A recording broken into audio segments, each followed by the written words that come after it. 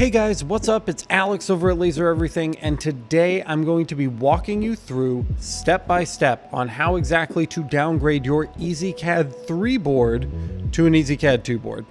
Why on earth would you want to do this? It's because LightBurn, upon release, is only going to be supporting EzCAD 2 boards. So if you want to be absolutely sure that you can use LightBurn when it's released, this is the guide for you. But focus up. This is not a walk in the park. There's definitely some tricky stuff in here, and there's a little bit of soldering. So prepare yourself because it's going to be a wild ride. Enough chit chat. Let's get right into it.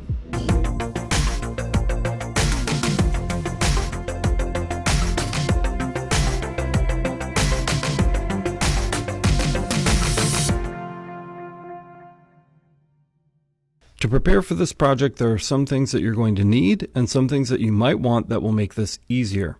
Everything on this list is inexpensive and easy to find. First, you're going to want an EzCAD 2 controller. EzCAD 2 and 3 are pieces of software we use to control our laser marking machines, but they also correspond with their namesake hardware controller. EzCAD 2 software will not work on an EzCAD 3 board. EzCAD 3 software will not work on an EzCAD 2 board. In order for LightBurn to work as of this recording, we must have an EzCAD 2 control board installed in our machine. At some point, we're hoping for EzCAD 3 support, but as of right now, it's not guaranteed. For purchasing a board, you have a couple options. The first is the EzCAD Lite board. For fiber lasers, there are two versions of this board, A and B. If you want to use an external axis like a rotary, you must purchase the version A board. The version B board does not support rotary or any other external axis controls. The EzCAD Lite boards are very cheap and work perfectly with LightBurn. If you want an expanded board with more options for wiring and extras like door switches, you can always choose to pay double for the full EzCAD 2 board. For most people, I don't think this is necessary, but if you do have a motorized Z-axis and would like to continue using it, you must purchase the full EzCAD 2 board as the Lite board will not allow its use.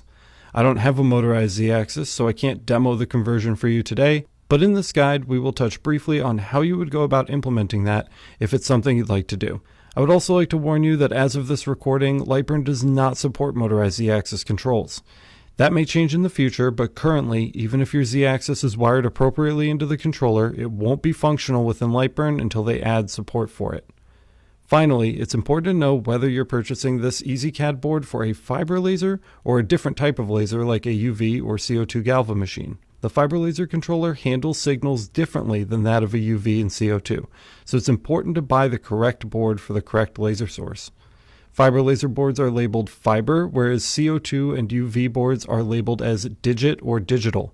I'd also like to point out that the digital EzCAD Lite board for CO2 and UV does not come in A or B variants. All of the digital EzCAD Lite boards support a rotary axis.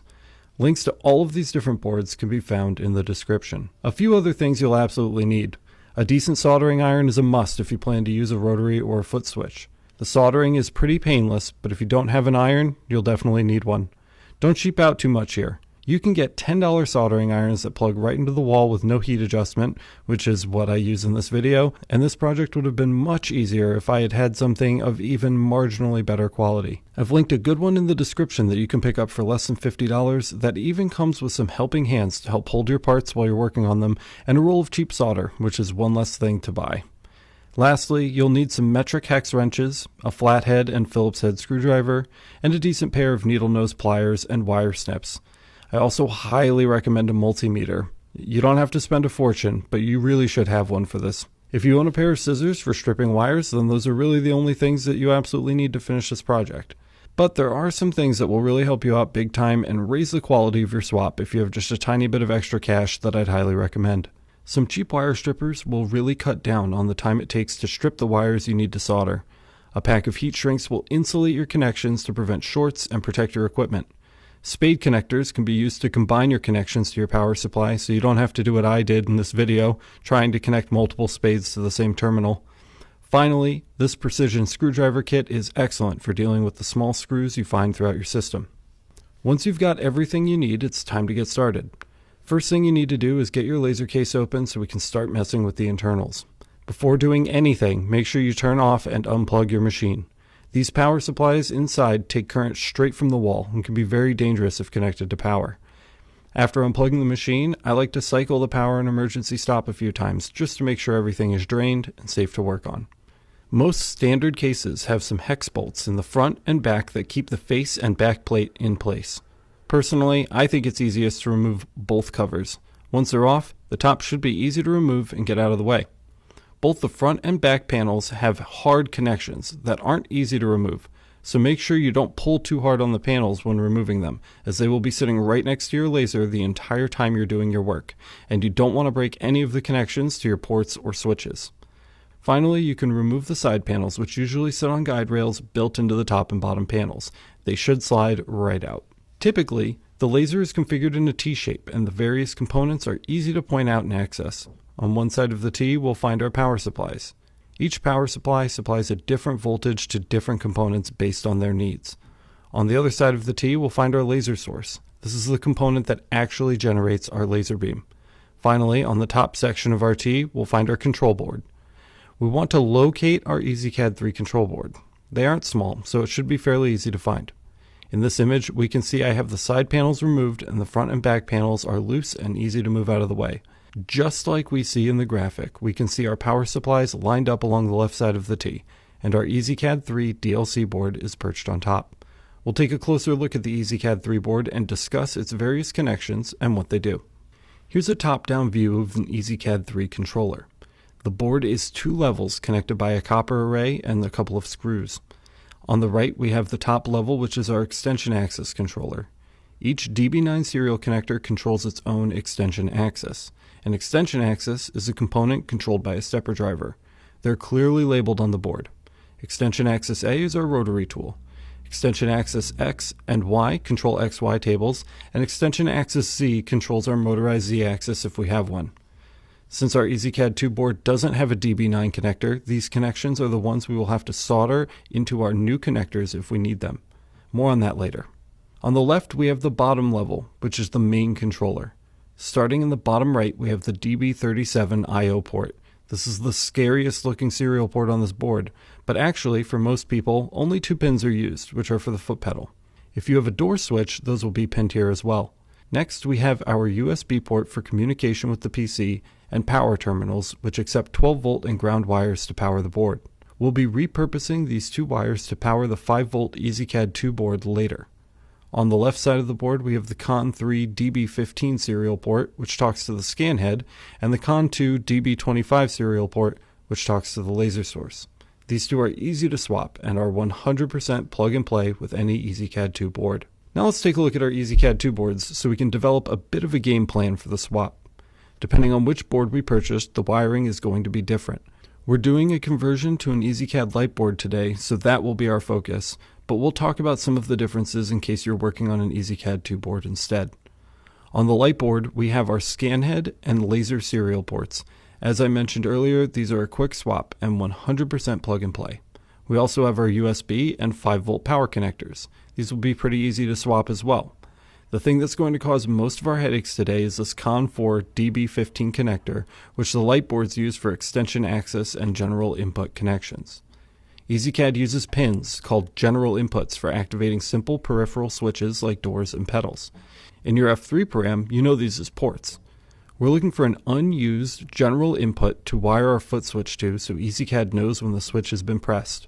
Upon examining the wire diagram, we can see pin number 9 is an available general input, which uses pin number 11 as its reference ground.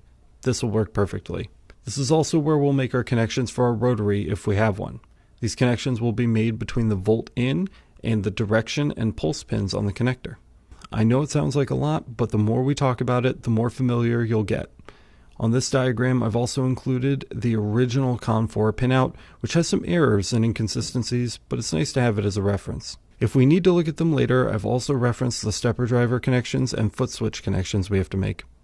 I just want to point out that if we take a quick look at the diagram for the digital version of the Lite board, the wiring we have to do is exactly the same. Let's take a quick look at the full-size EzCAD board, as there are some differences. We still have our scan head and laser source connections, as well as our USB and 5 volt power connections. We also have 2 new serial ports. The first is the CON3, which is used for fly marking. This port is super specialized and won't apply to 99% of you, so we won't be covering it in today's video. We also have the COM5 I/O port on the right, but more on that in a moment. With the full-size EzCAD 2 board, the COM4 connector is used exclusively for extension axis connections. We have the X-axis connections that we'll use for the rotary as we do on the Lite board, but we also have Y-axis connections that we'll need to use for motorized Z-axis if you have one. Since the COM4 is entirely occupied by the extension axis connections, the COM5 port has been added to this board to handle general inputs. It's pretty clear why the EzCAD Lite board won't cut it if you have a motorized Z or multiple switch peripherals. We've mapped out where the two most common switch peripherals, a foot switch and a door switch, will go, as well as their reference ground pins. Additional switch peripherals can be easily added to any of the general input pins and ground pins, which you can see here in the COM5 reference diagram. We'll take a very quick look at the pinout for the EzCAD 2 digital board to show once again that the connections we have to make are identical if you have a UV or CO2 Galvo machine. Now that we've taken a few minutes to familiarize ourselves with the boards we're working with, we can look at the final wiring diagrams so we can confirm our plan of action. The left side of the diagram shows where each wire is currently connected. The right side of the diagram shows where each of those wires will be connected to on our new DB connectors that came with our EzCAD 2 or Lite board. The swap to the EzLite board is fairly straightforward as all of the wires will be moved to a single DB15 connector. We're moving our foot switch wires from the massive DB37 connector to pins 9 and 11, and we're moving our rotary wires from the EZ3 DB9 connector to pins 5, 14, and 15. Please note there's nowhere on this EzCAD Lite board to wire our motorized Z-axis wires, so if you have one, here's another reminder that you need a full-size EzCAD 2 board if you'd like to use a motorized Z. Here's the plan for the full-size EzCAD 2 board conversion. Our foot switch wires will be wired to pins 7 and 9 on our DB25 I/O connector. Again, any other switch peripherals like door switches can be wired to any pair of ground and input pins on this connector in a similar fashion. The wiring for the rotary is ordered a bit differently, but the connections will still be made to the COM4 DB15 connector. This is also where we'll be making our connections for our motorized Z if that's required. You'll notice I have the labels present for X org and Y org, which are origin pins. Some motorized Z-axis motors may have an origin wire that needs to be connected so the motor knows where home is. If that's the case, you'll want to connect your Y org or Y origin on pin number 2. As a footnote on our game plan here, I'd like to show you that if you have an external stepper driver for your rotary, the process here is the same. You're just rewiring from the port on the back of the machine to the controller instead of directly from the stepper driver to the controller. Everything else about how your rotary works is identical. Now that we know what we're looking at, let's get ready to start disconnecting things from the EzCAD 3 control board. First, we want to find the power supply that's powering our EzCAD 3 board. We'll be doing some testing with the multimeter, so carefully plug your machine in and power it on. The EZ3 controller requires 12 volts of power to run. It's easy to determine which power supply is powering our controller by checking the voltage of each. To do this, we'll need a multimeter. By checking the voltage positive and voltage negative, or voltage in common, we can see what voltage each PSU is supplying. First, we'll check the far right PSU, and we're getting a reading of 48 volts. This PSU is supplying power to our laser source. Next, we'll check the center power supply. This gives us a reading of 15 volts, so this power supply will be powering our Galvo scan head. Lastly, we'll check the far left power supply. This power supply is supplying 24 volts and 5 volts, which is powering our stepper driver and red dot laser respectively. We've tested all of our power supplies, and none of these supply the 12 volt required by the EzCAD 3 board. If we turn the laser around, we'll notice there's one more power supply hiding around back. A quick test shows this is exactly what we needed to find. We'll need the wires from this power supply to power our 5 volt EzCAD 2 controller, but we'll get to that in a few minutes. Next, make sure you shut the machine down completely and unplug the power cable. We won't need these circuits to be energized for a while and don't want to shock ourselves while we're working. Time to start disconnecting the controller from the system. We'll start disconnecting the controller by removing any extension axis connections from the top level of the EZ3 board. On my machine, I only have one. With that out of the way, we can start removing the top section of the controller. There are 4 screws, one in each corner. Don't over-torque them as they strip easily. Once all 4 screws and any DB9 connections have been removed, lift the extension axis controller straight up to remove it from the main board. Next, we'll remove the CON2 DB25 laser source serial cable, followed by the CON3 DB15 scan head serial cable. Both of these will be set aside as they will plug directly into our EZ2 controller with no modifications. The USB cable and power connectors are held in place with hot glue, so we'll grab a heat gun and gently heat the hot glue until it allows us to remove the connectors. Do your best to keep the hot glue from getting inside our connections. If your 5-volt power and ground are connected with a Phoenix connector like mine is here, don't be a dummy like me and try to pull them out without loosening the screws. Next, we'll remove this massive DB37 I/O port. 2 little screws keep this beast in place, so make sure to undo them before wrenching the connector off.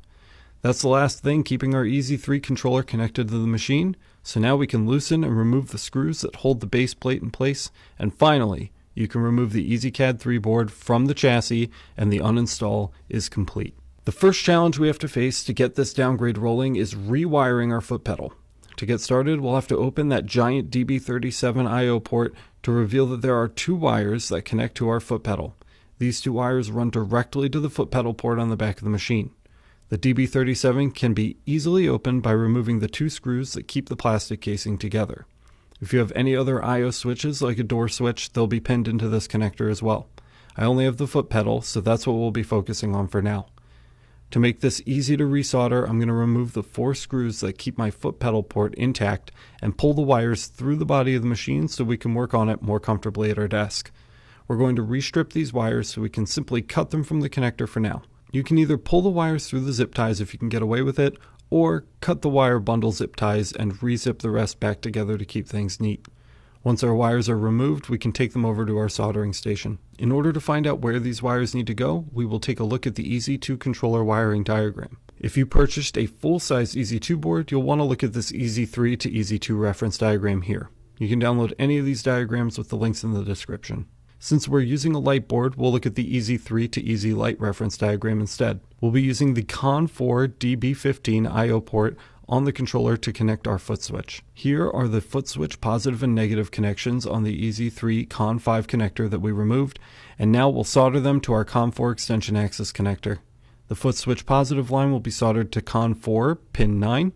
The foot switch negative line will be soldered to CON4 pin 11. Let's get ready to actually start soldering by prepping our wires. This is where the wire strippers really come in handy. Strip each wire with enough length to solder them comfortably. Before tinning the wires with solder, I like to give them a little twist to help keep them together. Get the wires tinned by adding a small amount of solder to the ends of each wire, which will make soldering them to the connector much easier. When you buy an EzCAD controller, they assume you'll be doing wiring like this, so they include some spare DB15 serial connectors for you. We'll be using one to solder our foot switch and rotary to the board. Remember, we're connecting the 2 wires from our foot switch to pin 9 and 11 on this DB15 connector.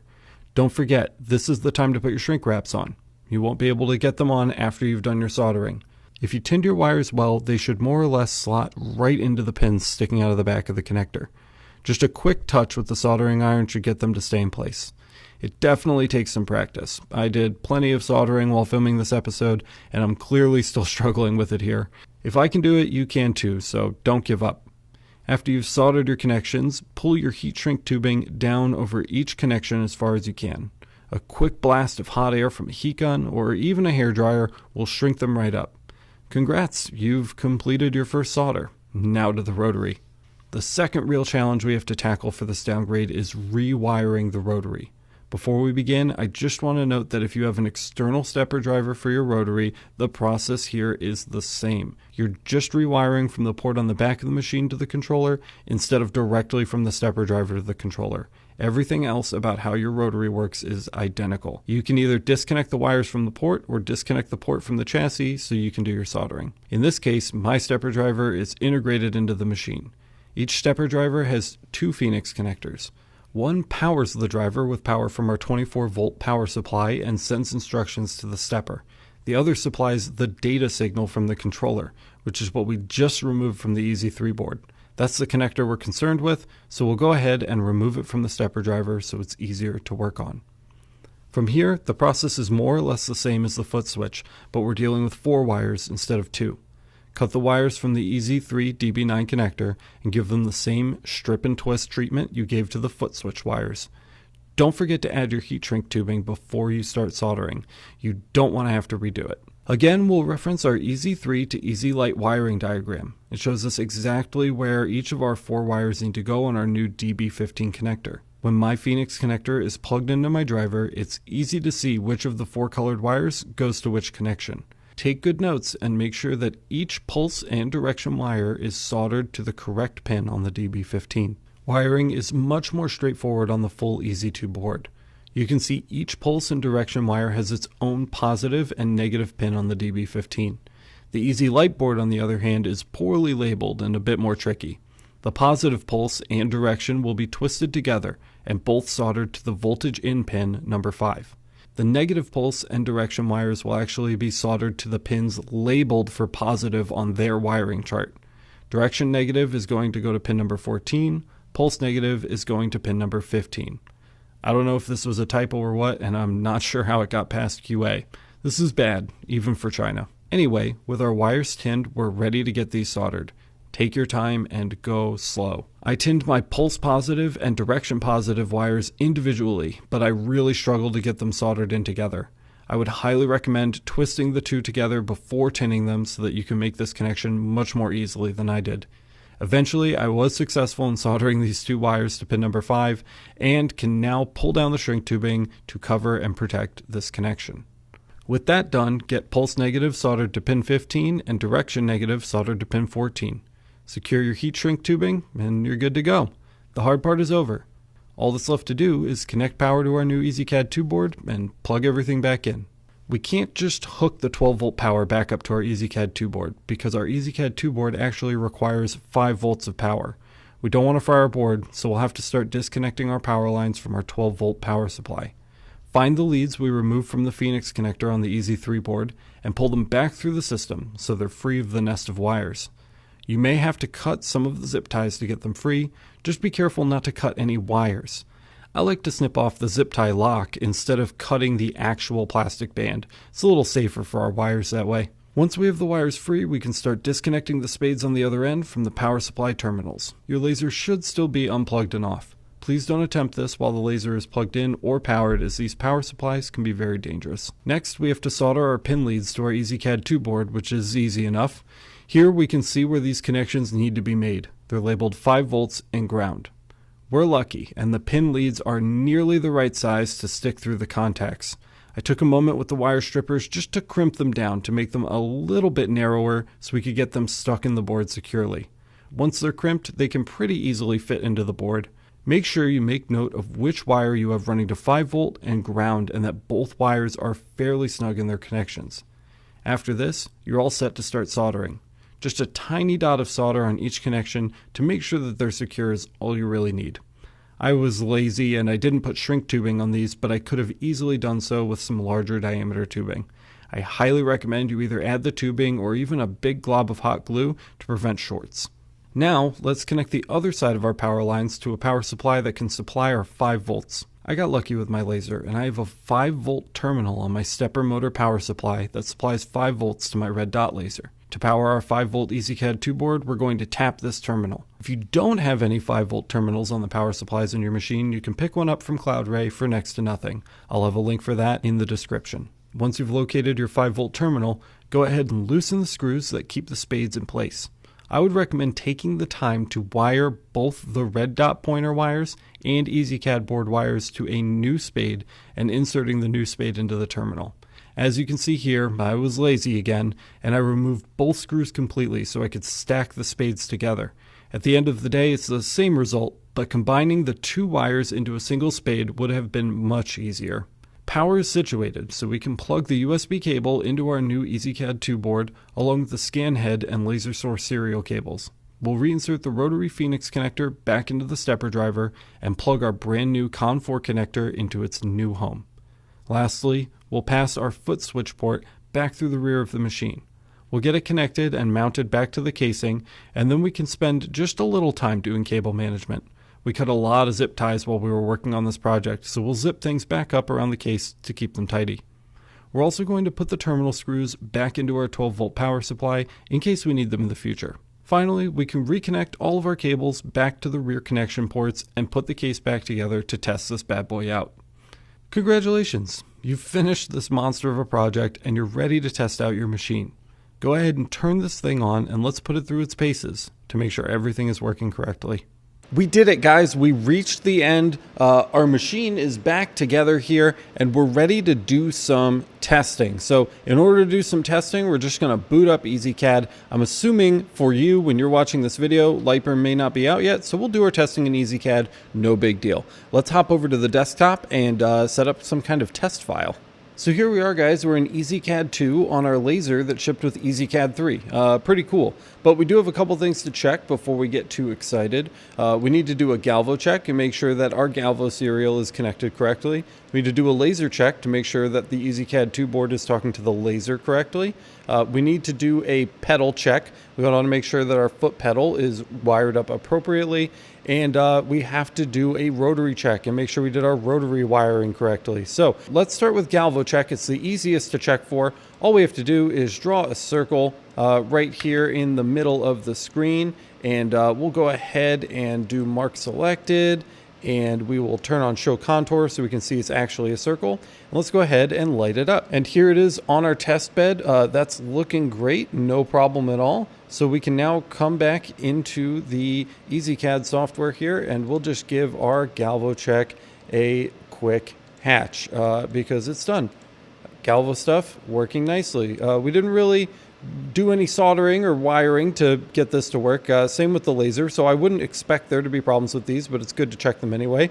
For the laser check, let's just go ahead and hatch this. So we'll just hatch that circle right there. And again, we will pop back over to our little test bed and let's just hit the mark button and make sure that it is firing, and there it goes. That looks great. So there's 2 check marks for the Galvo because we're moving. And the laser does appear to be talking correctly, so no problem there. And back in EzCAD, we will give our laser check a little hatch there. Done with laser check. Third item on the list, pedal check. For the pedal check, we don't really have to do anything. We will just light this up, and we will head over to our test bed and push the pedal. And the pedal is working, so there is 3. We are 3 for 3 right now, guys. Last but not least, the rotary check. So with our object selected, we can actually just make this a little bit bigger so that we're sure we get some rotation with our rotary tool. And we'll go to laser, rotary mark, and we don't really care about the details right now. We just want to make sure that our split size is smaller than the width of the thing we're testing, and in this case it is. So we'll just go ahead and hit mark, and we should see the rotary turn.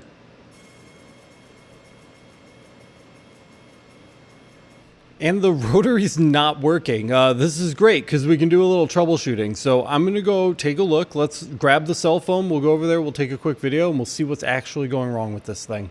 So I've unplugged everything from the machine and it looks like our rotary connector actually fell out. I was probably a little rough with it when I was putting things away. So we're going to come in here and we're going to grab our little Phoenix connector. And we're just gonna put it back where it belongs. I probably just slammed it shut a little too hard when I was putting those walls back on because they can be a little stubborn. So there it is, that's back in. I'm going to just tap that with just a little bit of hot glue and we'll go ahead and probably glue our solders on our power there just to be sure that that doesn't short, because I was a little worried about it, if you recall, during the video. So we'll just give both of those a little bit of hot glue and then we'll close it back up and make sure the rotary is working. It's sloppy, but it'll do the trick. It'll hold it in place. And while we're at it, let's make sure that these don't short as well. Just a big fat glob will keep those from causing any trouble. That should be more than enough right there. Let me go ahead and zoom in just so you can see. I literally just globbed it on. It's ugly, but it will keep them from shorting each other out. So that'll be fine. So we've got that glued. And we have our Phoenix connector back here glued and ready to go, so we should be fine. Let's close it up and give it another test. Okay guys, so we found the issue, and we've got the rotary Phoenix connector hooked back into the stepper driver. So I must have just closed it too hard when I closed the case up, but I'm glad that we had an issue that we were able to solve together before we closed out the episode. So one last time, let's pop over to our desktop here, and we're going to come down to laser and rotary mark, and it should be as simple as hitting the light button. We should see that rotary move. So let's go ahead and hit light. And there we go. We do get rotation on the rotary. We could even go ahead and just kind of mark this mock job here. And we're not having any problems with that rotary at all now. So that looks awesome. I would say with that, we're done testing. We've tested the Galvo. We've tested the fiber source to make sure that we're actually getting some laser action, right? We tested the foot pedal and we tested the rotary. Those are all the things we rewired, so there's nothing else that I would expect to have gone wrong during this process. I'm glad we added that little bit of hot glue that I was complaining about earlier in the episode. I feel a little better knowing that there isn't going to be a short, but with that done, we're all set. We can wrap this up. And with all of our testing done, we are finally ready to say hello to Ezcad. We're all prepped up and ready to install LightBurn upon release. And we can say goodbye to this very expensive piece of hardware right here. We don't need you anymore. We've got LightBurn. I'm really excited that I was able to share this awesome guide with you guys, the die-hard LightBurn fans who didn't want to wait around to see when or even if EzCAD 3 would be supported by LightBurn. I honestly, it wasn't that hard. If I was doing this and I didn't have a camera in my face the whole time, I probably could have been done in just a couple hours. I spent quite a bit longer than that on this project, but you should be able to get through it fairly quickly. As always, if you have questions, you need help with anything, there's free help in our Discord server and our Facebook group. There's a lot of people there that will be ready and willing to help. I'm there as well. If this guide helped you out, don't forget to smash the like button. Let everybody else know the content is good, and don't forget to subscribe and hit the notification bell so that you get notified the next time I post a video. If you love the channel and it's the best thing that's ever happened to you, go check out the Laser Master Academy. It's the #1 way to support the channel, and it really helps me to continue making these videos and keep doing this stuff to help you guys along in your laser journey. So if you love it, come hang out with us over at the LMA. You get bonus episodes of the podcast, bonus exclusive live streams where we work on real life day-to-day job projects and kind of walk through things together, and a bunch of other bonus goodies on there too. So go check that out. You can find it at masters.lasereverything.net. And I think that's everything, guys. So thank you so much for watching this video. Don't forget all of the stuff that we used in this one, links down in the description or on the buying guide, so that you can help support the channel while you shop as well. And we will see you in the next one.